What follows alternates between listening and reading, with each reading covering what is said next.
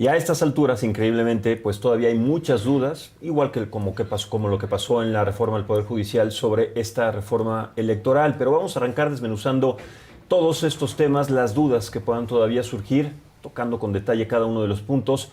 Arrancamos este debate y este tema dándole la bienvenida a Óscar Mendoza, el codirector de Se Practica el Oratorio para la Democracia. Óscar, muchas gracias, bienvenido. Muchas gracias. Y también le doy la bienvenida a Carlos Flores, integrante de la Junta del Gobierno del Instituto de Estudios para la Transición Democrática. Carlos, gracias y buenos días a los dos. Muchas gracias. En esta transición, en este nuevo ejercicio democrático, lo ponemos entre comillas, ¿estamos tan mal en términos de democracia para que se plantee una reforma electoral con todo lo que conlleva, con los antecedentes y además con lo que ya vimos en la reforma del Poder Judicial? ¿Cuál es tu perspectiva y tu óptica al respecto, Óscar? Yo no diría que estamos tan mal, estamos en un momento político. Si recordamos la reforma electoral de 2008, la de 2014, vienen de contextos políticos y electorales precisos que nos obligan a una discusión, pero la gran diferencia con las reformas electorales de sexenios anteriores, sin importar quién esté en el gobierno, es que el precedente que ha hecho Morena con la reforma al Poder Judicial, donde establecieron este mismo mecanismo, dijeron foros públicos, pueden participar académicos, aunque los desprestigian y digan que las ideas no sirven para nada, aunque sea una discusión técnica y una discusión política. Pues en realidad lo que vimos es que con la reforma al Poder Judicial no se movió una sola coma. Los únicos foros en este gobierno que han funcionado y que fueron de manera distinta y porque tenía errores graves la ley, fueron para crear la nueva autoridad en materia de telecomunicaciones de José Merino. ¿Se recuerdan que desde la iniciativa privada, desde la academia, esa sí tenía errores muy graves de fondo y se logró hacer cambios? Les reto a nombrar una sola iniciativa de 2018 a la fecha, además de la que mencioné, que estos foros hayan funcionado. Y a mí sí me preocupa que Morena lo maneja todo en percepción, blanco y negro, no hay matices de colores. Quitemos representación proporcional, no sirve de nada. Nada más no tiene un costo. Las elecciones son carísimas. Pues si me preguntas, nos hacemos esa pregunta, pues las elecciones son caras, pues no lo sé, es lo que yo te diría.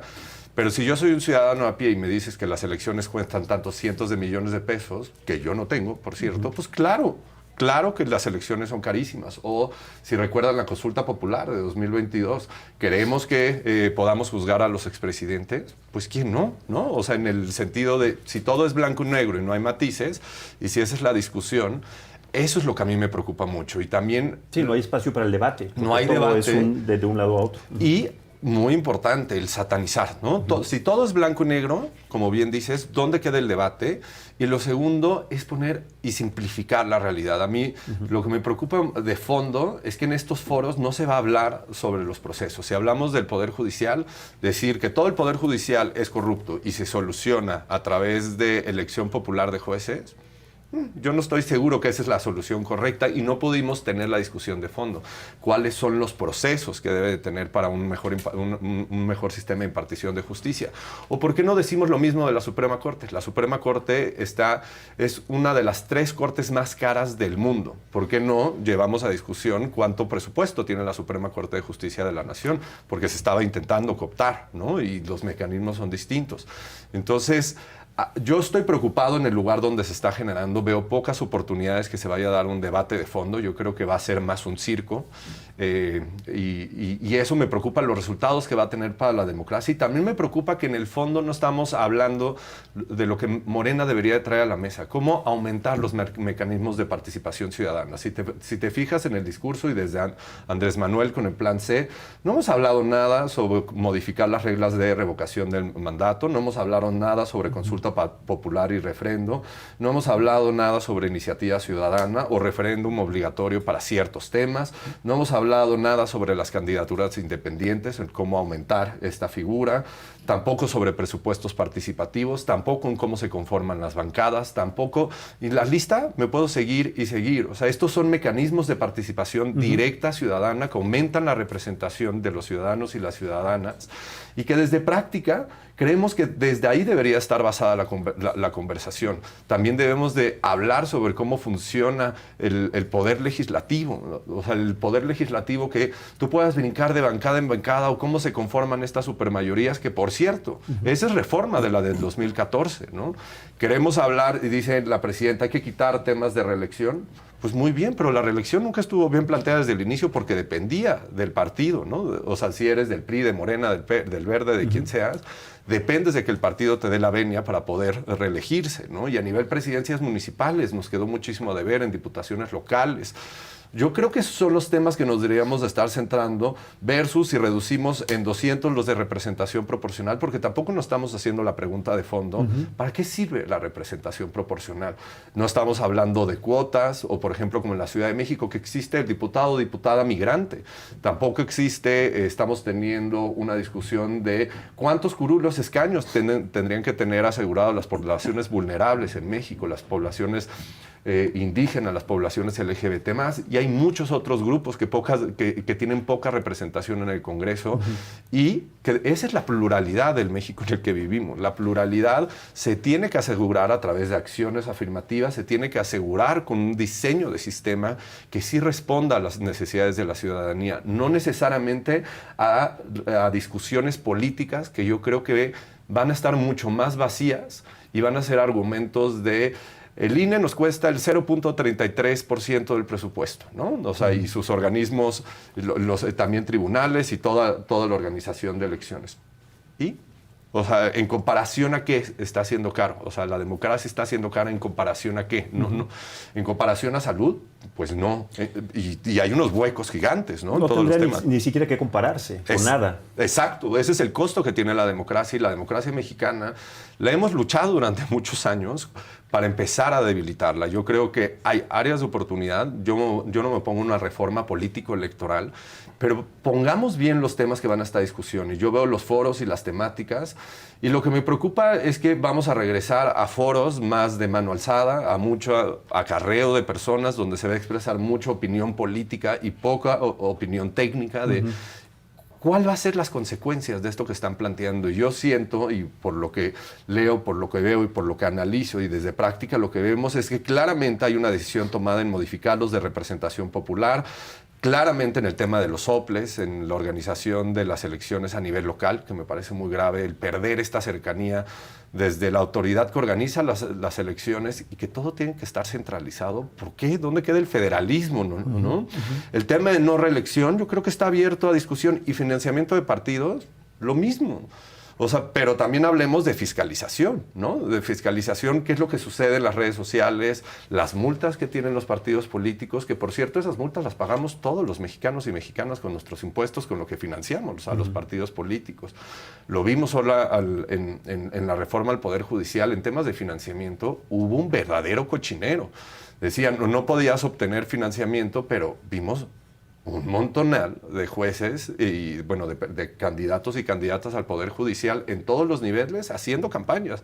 Y no campañas de territorio con megáfono, ¿no? O sea, con campañas donde había intereses detrás y dinero detrás. Totalmente. Carlos, Óscar toca puntos de inflexión muy importantes, porque además en este aspecto no se puede comparar este tema con nada, porque es una necesidad absoluta en la democracia, en el ejercicio democrático de las libertades de cualquier país, para tener libertades, para ejercer con libertades y sobre todo tener conocimiento sobre lo que esto representa. Los puntos que quiero resaltar son los presupuestos, son caras las elecciones o no, en comparación con que los mecanismos de participación completamente pues desatendidos, no se han tocado punto por punto, no se han dado a entender, no se han explicado la representación proporcional, los plurinominales son necesarios o no, porque eso también tendría que generar un equilibrio para cualquier democracia. Pero en este caso, y tomando todo esto que me parece muy importante que subrayaba Óscar, Carlos, ¿hay algo positivo que podamos resaltar o destacar en esta propuesta, en esta reforma electoral que estemos olvidando, que estemos descuidando? ¿Cuál es tu óptica al respecto? A ver, yo creo que esa es una pregunta no solamente pertinente, sino que nos invita a reflexionar sobre el fondo del propósito de la reforma electoral.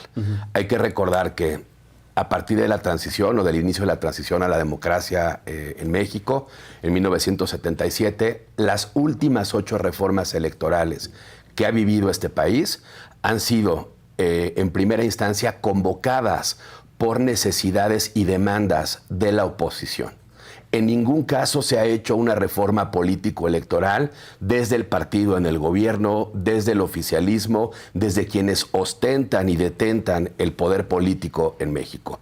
Y entonces la pregunta y la reflexión nos lleva a cuestionar cuál es el propósito. Es verdad que en 2018 hubo una sacudida del tablero político en este país muy importante. Hay un nuevo grupo en el poder mayoritario que ha ganado un montón de elecciones con las reglas electorales que tenemos. Y la pregunta obligada, creo, que hay que hacer y que los ciudadanos debemos intentar comprender es, ¿funcionan nuestros procesos electorales?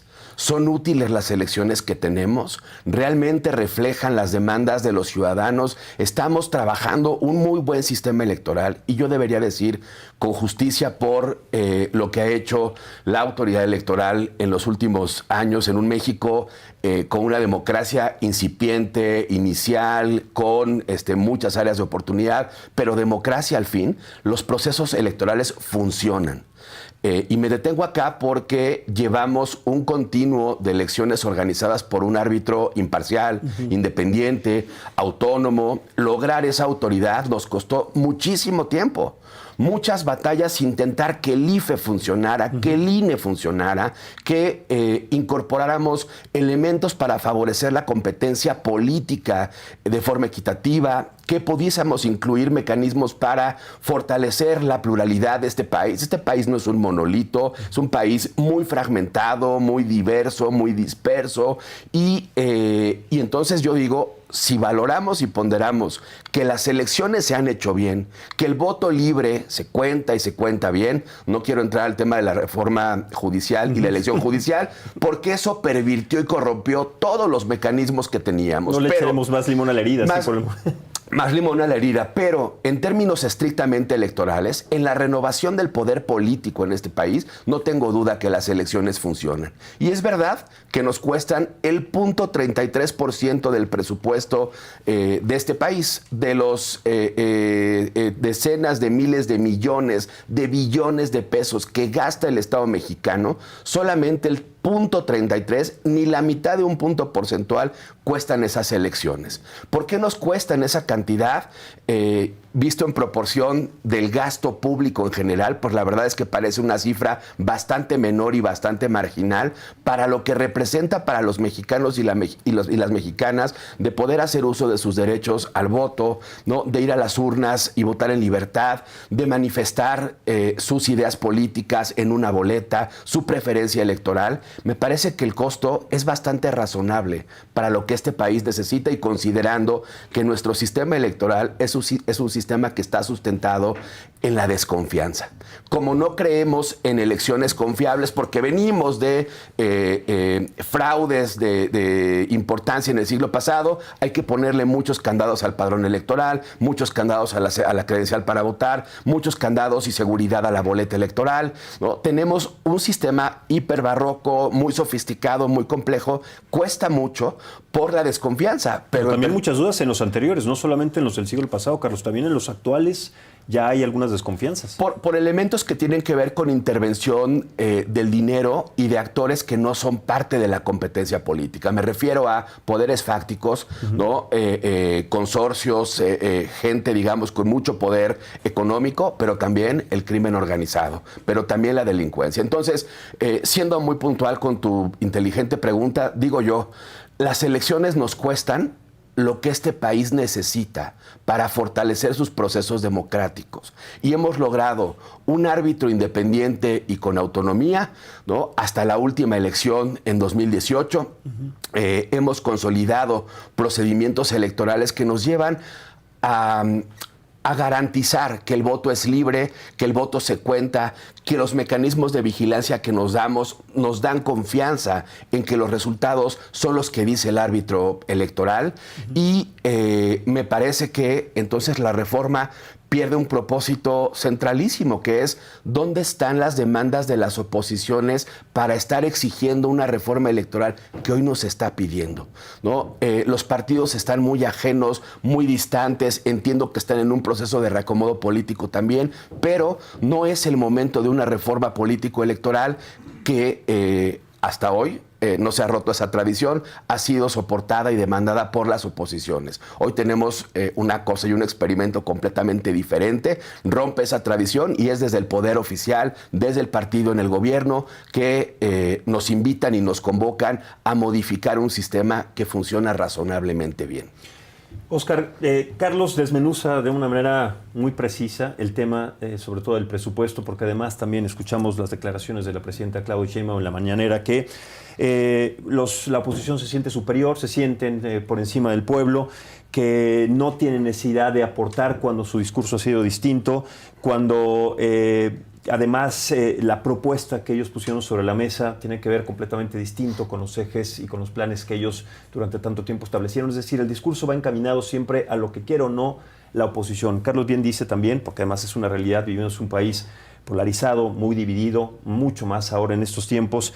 Y en estos mecanismos que planteamos sobre los temas económicos, verdaderamente tendremos que tomar en cuenta lo que dice la presidenta, que el oficialismo, como ellos se representan, dicen que sí, que es demasiado presupuesto para el INE. ¿En qué se basan? ¿Cuáles son los parámetros? Porque es muy fácil decirlo, asumirlo, aseverarlo sin tener pruebas o sin venir con un antecedente que este exceso de presupuesto haya reflejado, sí, problemas en los procesos electorales. ¿Cómo tomas estas declaraciones? Yo creo que viene desde el enojo y de no aceptar también una realidad. El enojo de el presidente López Obrador intentó la revocación de mandato y la consulta popular con unos niveles de participación vergonzosos. Lo mismo en temas de reforma judicial. Estamos hablando que entre estos tres ejemplos que doy, nunca hubo una participación mayor al 16% de tu padrón, ¿no? Entonces... La última fue del 11%, ¿no? Y efectiva todavía baja más, ¿no? Claro. Entonces, yo creo que parte de este enojo de decir, si yo quiero llevar a las urnas algo que a mí me urge y que por interés político necesito tener el aval del pueblo, como ellos lo llaman, y lo quiero hacer de manera apresurada, pues este sistema no funciona. Esa es la realidad. Si es un sistema para levantar manos en asambleas informales, pues este sistema es carísimo. Pero si queremos hacer de verdad y de fondo mecanismos de participación ciudadana, donde se abran las puertas a los ciudadanos y si haya mecanismos reales de consulta a la gente, pues yo creo que estos mecanismos nos salen baratos. O sea, para hacer una buena consulta popular nos faltan recursos. Para hacer una buena iniciativa ciudadana nos faltan recursos. Para hacer revocación de mandato nos faltan recursos. Y tienen que ver mucho con la parte de la pedagogía que hace el Instituto Nacional Electoral. Que esa es la labor que también ha realizado durante más de 20 años. Yo creo que es algo que hay que felicitar en cualquier posición política, lo que ha hecho el INE del 94 a la fecha, IFE en su inicio y ahorita INE, en el sentido de la importancia de salir a votar y que los ciudadanos contemos los votos. O sea, ¿por qué nuestro sistema es tan caro? Porque somos nosotros, los ciudadanos, los que contamos los votos. Y eso implica un nivel de organización que pocos sistemas en el mundo tienen. Pero eso responde a la realidad y a la historia política mexicana. Si nosotros seguimos analizando las elecciones, nos vamos 94, 97, 2000, y me puedo seguir hacia adelante con todo en la que se discutió demasiado en el año 2006, siguen siendo los ciudadanos los que nos han dado la validez de las elecciones acompañado de autoridades técnicas, y que sí, en momentos ha habido discusiones políticas, pero también por eso tenemos un INE conformado de manera plural. Tenemos un servicio profesional de carrera que es altamente técnico y altamente responsable, yo creo que en sus funciones. Y por otro lado tenemos un consejo. Los consejeros electorales, la manera en que como son decididas, yo sé, hay errores, hay veces que hay cuotas de partidos, pero también hemos visto en muchos consejos electorales el cómo cierto consejero o consejera fue propuesto por un partido político, pero al final gana la imparcialidad, ¿no?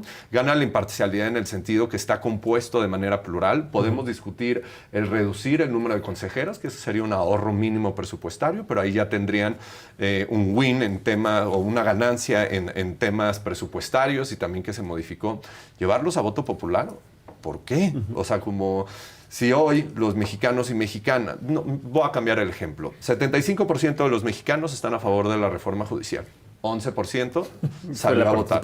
Y de 11%, el de 3% salieron a mentarles la madre, por no decir otra cosa. Y con una técnica también hubo mucho voto nulo. Mucho voto nulo o votos y boletas que se tuvieron que ser desperdiciados porque era incomprensible este sistema. Y ahora, de los acordeones, bueno, ni hablemos, ¿no? Yo me imagino yendo a votar en 2030 con todas mis boletas del Poder Judicial, la presidencial, ahora consejeros del INE, y cuando no tengo como ciudadano, la gran mayoría de los ciudadanos, esto no lo digo yo, está en los datos del INEGI y todas las encuestas, la gran mayoría de los ciudadanos no sabe para qué sirve un diputado, un senador. ¿Cómo van a saber para qué sirve un consejero electoral? No estoy diciendo que la gente no pueda votar todos los temas. Estoy diciendo que hay discusiones que son técnicas y decisiones que son políticas. ¿Quién nos va a representar? Esa es una decisión política. ¿Quién dirige los órganos que se encargan de organizar nuestras elecciones? Esa es una decisión técnica que debe estar avalada tanto en Cámara de Diputados o el Senado de la República. Vayamos balanceando, discutamos. ¿Es necesario reducir la representación proporcional? Ok, partamos de esa discusión, pero asegurando que va a haber representación proporcional y que no vamos a excluir un montonal. No eliminarla, dejar. Exacto, y no asegurar que se formen estas supermayorías, porque también estas supermayorías, lo que ha platicado la presidenta Sheinbaum de primera minoría, que básicamente es el segundo lugar en vez de representación proporcional, que es lo que va a lograr un sistema bipartidista. Eso no es México. México es un sistema plural y que no solo es el PRI, el PAN, el PRD, el desaparecido PRD, Morena, el Verde. En la historia de nuestro país hemos tenido muchos partidos, nos gusten o nos gusten. Ha habido errores, ha habido aciertos, pero también de ahí salió Morena. No nos olvidemos, de ahí salió Morena gracias a la reforma electoral de 2014. Entonces yo diría, la discusión presupuestaria para mí no es el punto de la discusión. Evitemos que suba del punto 33%, o sea, como un compromiso, pero de ahí mejoremos y hay que mejorar desde el lado de cómo empoderar a los ciudadanos a tomar más decisiones y mejores decisiones, pero no es llevar todo lo técnico a consulta. Implementemos un sistema, por ejemplo, de referéndum obligatorio en temas controversiales, como se hace en Reino Unido, como se hace en ciertos estados de la Unión Americana.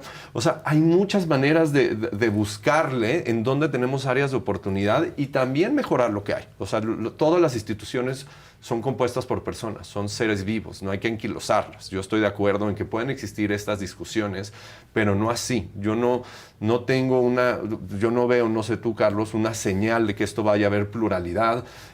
Cuando veo el comité, desde quién dirige este comité, de quién llevará todo este proceso de diálogos abiertos, que es Pablo Gómez y todas las personas que lo integran, pues digo, todo esto es desde el oficialismo. Yo sé cómo se va a hacer a mano alzada, se va a hacer a través de asambleas, hay una parte que está bien que lo discutamos, pero ¿dónde queda la parte técnica? ¿Dónde vamos a discutir esto? Y si hablamos de lo técnico, nos van a desacreditar, como lo llevan haciendo durante los últimos 7 años. Tener una opinión contraria técnica es básicamente ser la oposición. Claro, en cualquier ejercicio democrático se tiene que empoderar a la ciudadanía, Carlos, y nuevamente me parece muy acertado el planteamiento de Óscar, porque en este ejercicio en donde, y vamos a compararlo con un juego, las reglas están establecidas desde hace mucho tiempo y bien lo decías. Nos ha costado mucho tiempo establecer las condiciones y las reglas para que los procesos sean llevados más allá de algunos puntos de la manera equitativa para todos, incluyendo a la representación plurinominal.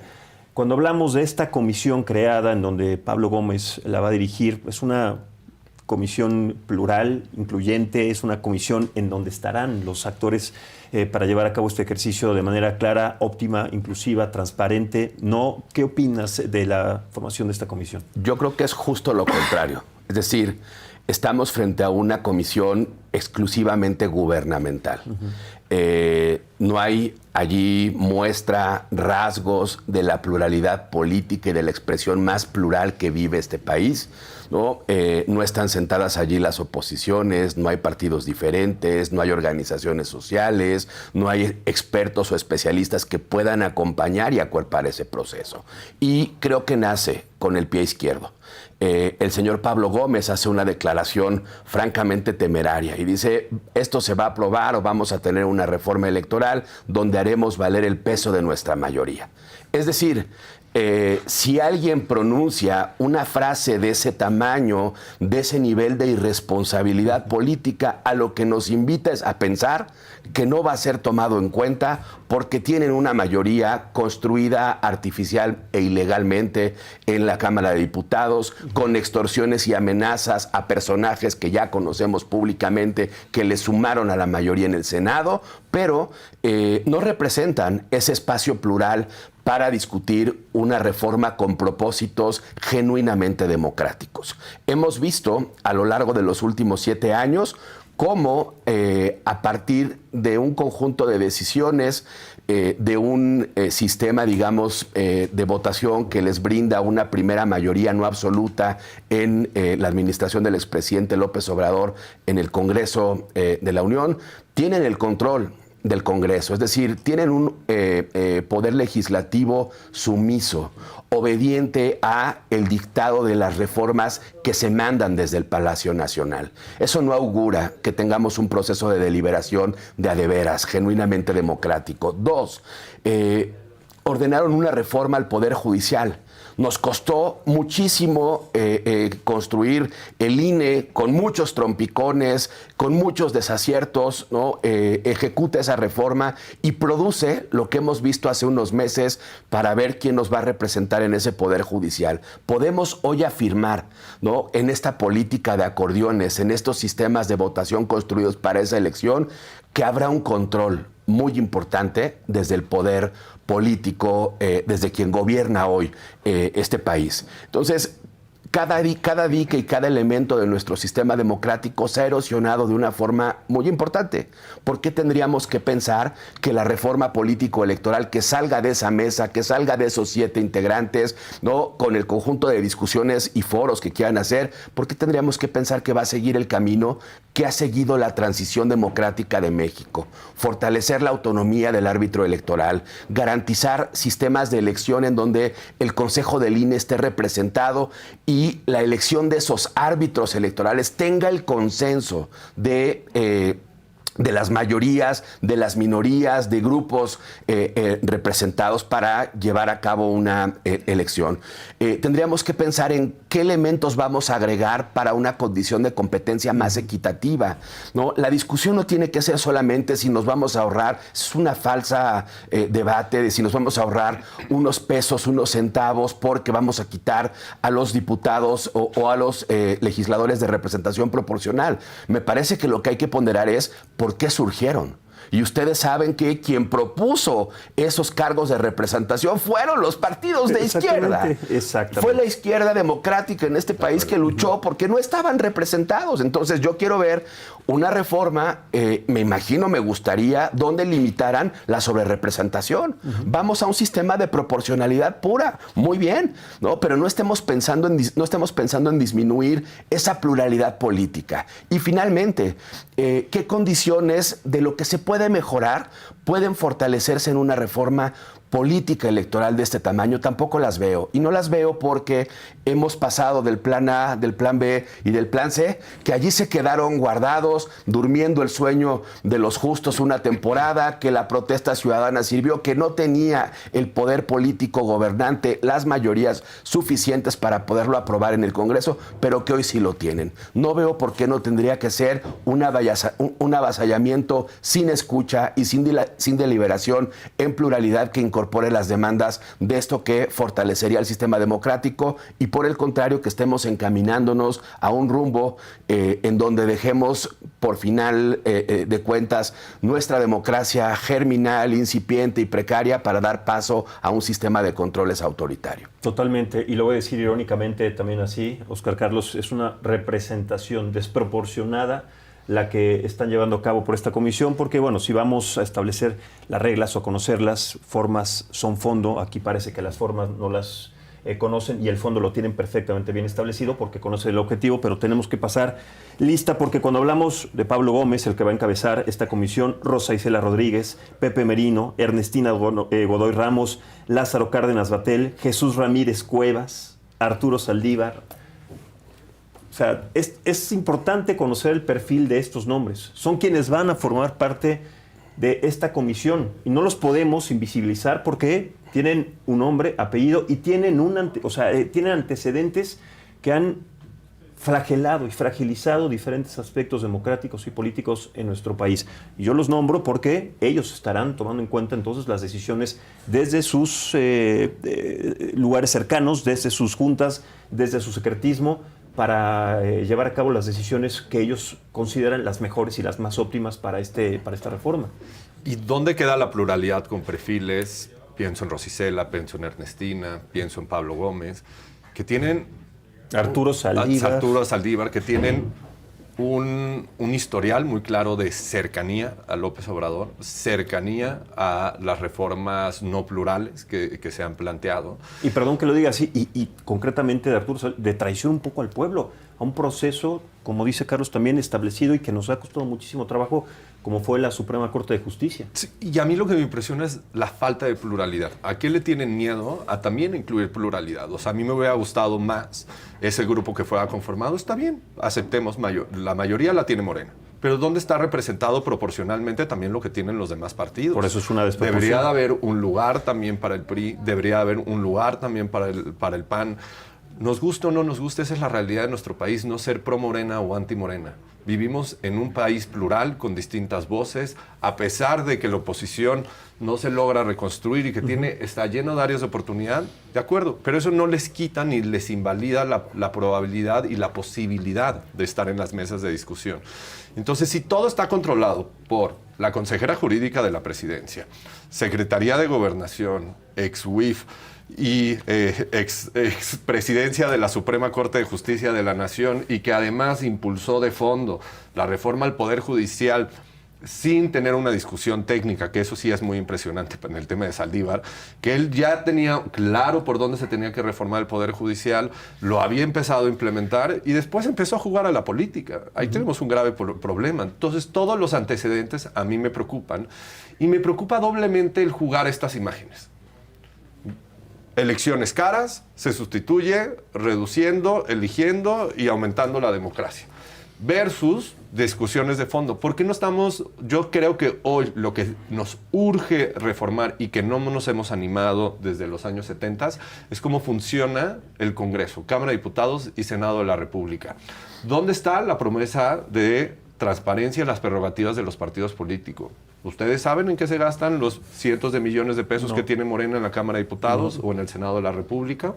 La manera en cómo se conforman las comisiones, la manera en que puede brincar un diputado, un senador de bancada en bancada, la manera en que está completamente desempoderadas hoy las reglas para cualquier candidato que haya ganado vía iniciativa ciudadana en el Congreso Federal. Le tiene que dar las gracias, y lo vimos en legislaturas pasadas, le tiene que dar las gracias a que lo incluyan en una de las comisiones, porque por ley no les debería de tocar ni la presidencia ni la secretaría, porque esos están reservados para grupos parlamentarios. Hablemos de cómo gasta el dinero el Congreso, que ahí sí hay cientos de millones de pesos desperdiciados. ¿Por qué en México no tenemos una oficina o una comisión en específico en temas presupuestarios? Les pongo el ejemplo de Estados Unidos, porque ahorita es el que se me vino a la mente, pero también podemos hablar de Chile, podemos hablar de Argentina, de otros ejemplos. En Estados Unidos tienen una comisión permanente que se llama el Congressional Budget Office. ¿Qué es lo que hace esta oficina? Es cualquier tema presupuestario mandado desde el Ejecutivo o cualquier modificación a ley de ingresos o presupuesto de egresas necesita un análisis técnico de si tenemos el dinero o podemos ejercer el dinero o tenemos la probabilidad de ingresarlo.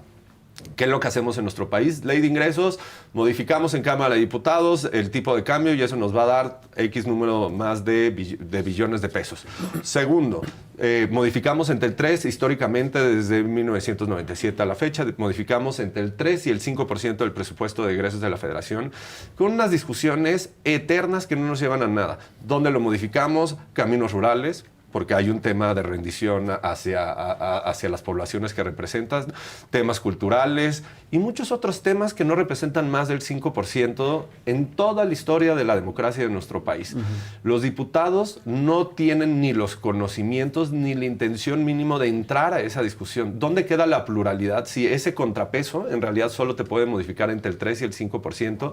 Y a todo hay que pedirle la venia a la Secretaría de Hacienda y Crédito Público, que depende del Ejecutivo. Yo entiendo, es una discusión técnica, pero justo por eso también tecnifiquemos a nuestros organismos. Yo no estoy diciendo tecnifiquemos a nuestros políticos.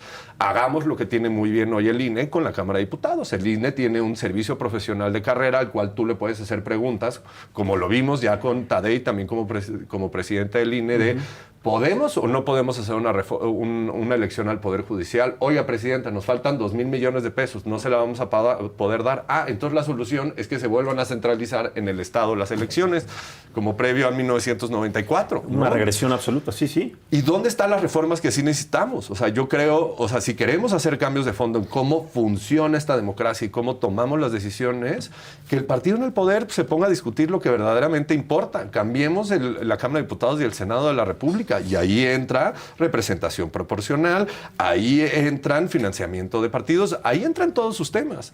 Pero hablemos de lo que verdaderamente importa y no maquillemos en decir, esta es la reforma electoral que México necesita. Yo creo que la reforma que México necesita es cambiar el funcionamiento en procesos con formación y la manera en que funciona el Poder Legislativo. Lo mismo digo del Poder Judicial. Del Poder Judicial, ¿cuál va a ser el resultado que nos va a dar la elección popular? Pues en realidad ahora tenemos un tribunal de disciplina que depende de temas políticos y ahí es donde te van a poder sancionar como juez. Pero ¿dónde estamos hablando de cómo va a aumentar la eficiencia de la Suprema Corte de Justicia? ¿Cómo vamos a hablar de, por ejemplo, algo que nunca se menciona en la reforma del Poder Judicial?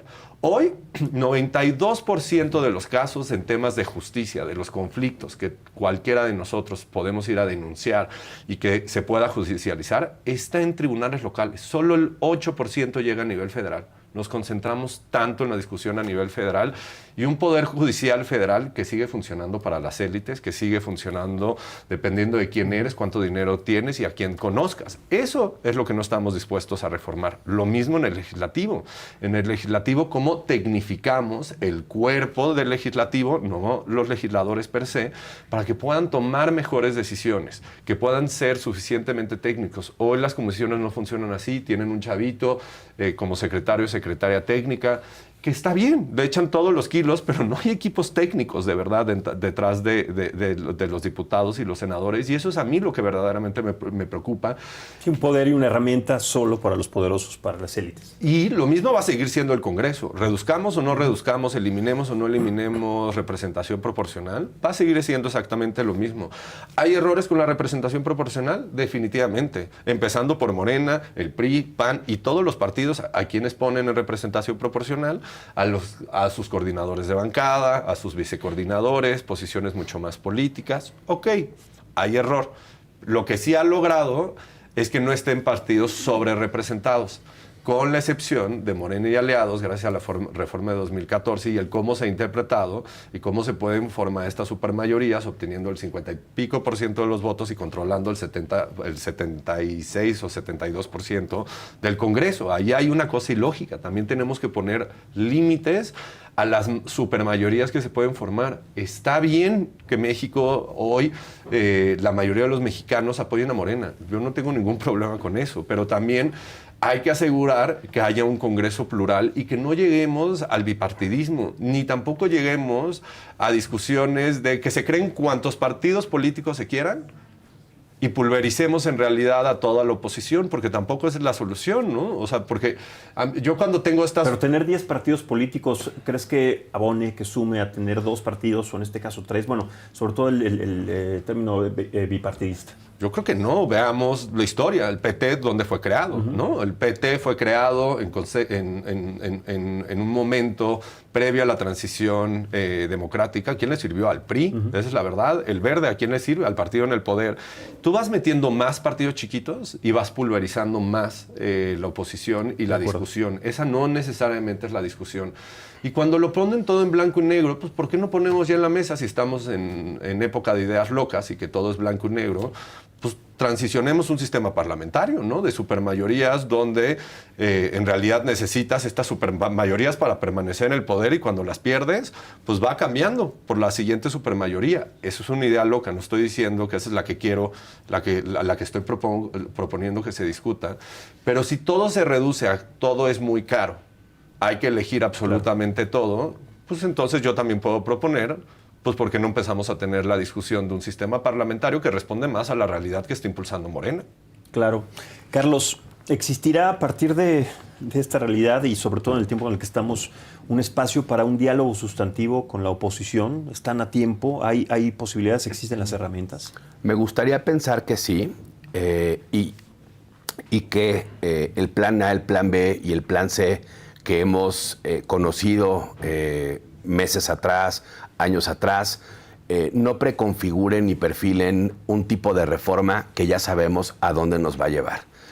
Hoy no veo demasiada participación política de las fuerzas políticas que son opositoras al régimen, y es fundamental. Ninguna reforma es más importante que la regla del juego, que las reglas electorales, y ninguna cosa más importante que esa reforma tenga el consenso. Hemos visto que cuando las reformas se aprueban con disensos, donde no hay y no se comparten esas reglas del juego, se generan fuentes de conflicto muy importantes.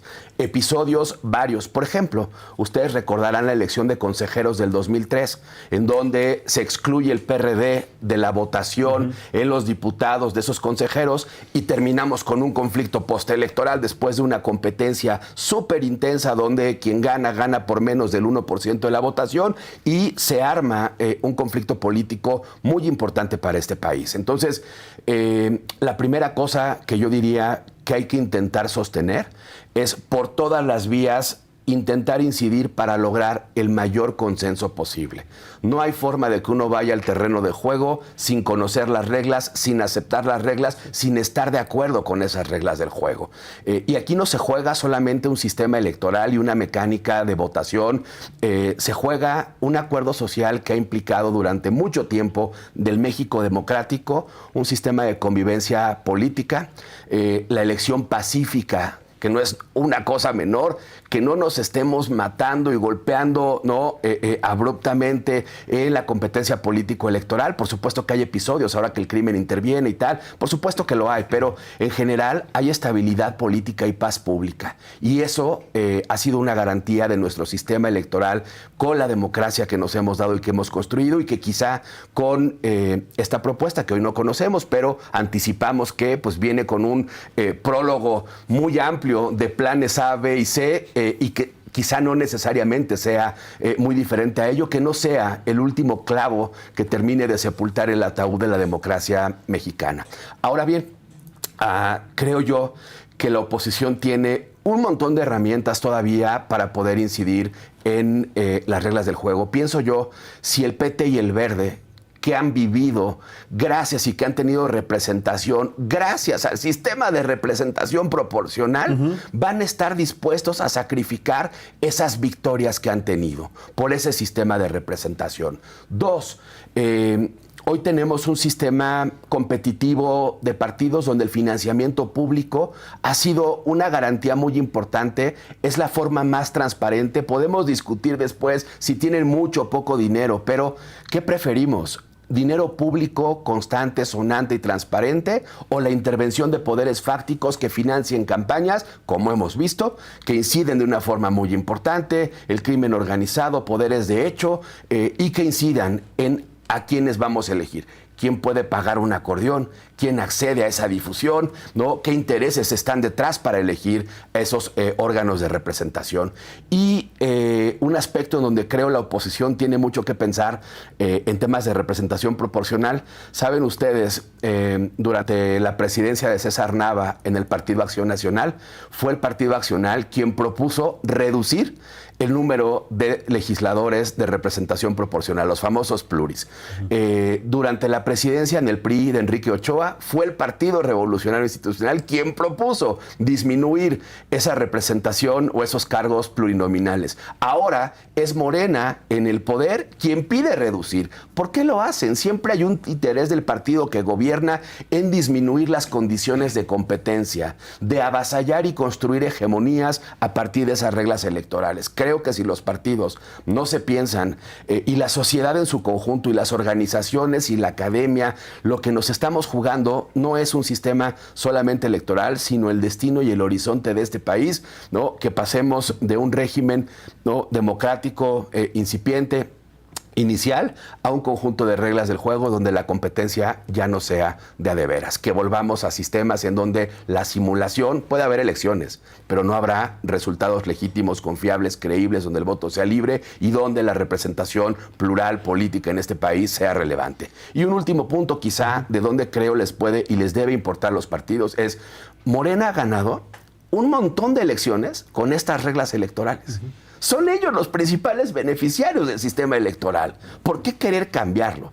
No han ganado todas. Es que no es que las quieran cambiar, las quieren mejorar para tener todavía mucho más seguridad. O sea, quieren mejorar las condiciones. Es como un seguro, ya lo tengo, pero bueno, ahora uno más caro para que tenga mucho más seguridad en los próximos proyectos electorales. Eso es verdad, para afianzar ese poder político. Pero la buena noticia es que en el espacio municipal, en los ayuntamientos, la pluralidad está manifiesta. Morena no gana todas las elecciones, gana algunas, muchas, muy importantes. Tienen un control político del país muy relevante hoy. Entidades federativas, ejecutivos locales, congresos locales. Pero allá abajo, en el territorio, en la expresión, digamos, territorial y política de este país, hay muchas oposiciones muy distintas que tienen que hacer valer su voz.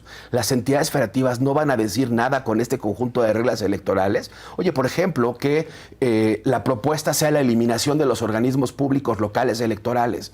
¿Dónde se entiende y dónde se dirimen mejor los conflictos políticos? ¿Acá en la mesa del viaducto Tlalpan, en el IFE, en el INE, o en esos espacios donde se conocen mejor, saben quiénes son los actores políticos, cómo es las costumbres, las tradiciones, la mecánica política en distintas regiones de este país? Construimos un federalismo político también. Y eso es muy importante, que los partidos, las oposiciones y todo el mundo quien se vuelque a participar para intentar incidir en un mejor proyecto de reforma político-electoral, piensen en lo que se está jugando también en esa expresión territorial. Claro. Carlos Flores, muchísimas gracias. Óscar Mendoza, por esta profundidad, por la claridad que pudieron exponer en este tema tan importante, y tengo que decir así, tan preocupante, y al que pues estamos ya a unos cuantos días de tener al frente como uno también de los retos más importantes en aspectos democráticos. Muchas gracias, Carlos. Óscar, gracias, bienvenido siempre. Y es un tema que yo lo sé y los invito para que sigamos discutiendo conforme vaya avanzando este proceso. Muchas gracias. Muchísimas gracias. Encantados y muchas gracias por el espacio. Al contrario, muchas gracias. Bueno, vamos a continuar ahora, si les parece, con más información de seguridad, porque dos históricos narcotraficantes mexicanos presos también en Estados Unidos han coincidido en una misma estrategia para lograr un poco de compasión, si se le puede decir de esa manera, en un país en donde, en definitiva, no van a volver a gozar de su libertad. Les hablo, evidentemente, de Joaquín El Chapo Guzmán y de Rafael Caro Quintero, sí, el generador y el líder del cártel de Guadalajara en aquellos años 80, el narco de narcos, como también se le conoce. Bueno, para conocer los perfiles de estos dos importantes líderes criminales, vamos a conocer y escuchar la nota de Débora Suárez. Joaquín Guzmán Loera y Caro Quintero, dos figuras históricas del narcotráfico mexicano que rara vez han coincidido en una narrativa judicial, comparten hoy un escenario común: buscar romper el aislamiento total, uno con un ruego personal escrito a mano que logró restablecer su contacto con su defensor, y el otro con una ofensiva legal que obliga al gobierno a pronunciarse sobre su encierro. Y es que ambos siguen enfrentando procesos y condenas que difícilmente tendrán variaciones en al menos en un mediano plazo. El Chapo permanece cumpliendo una sentencia de cadena perpetua más 30 años, mientras el apodado narco de narcos espera juicio en un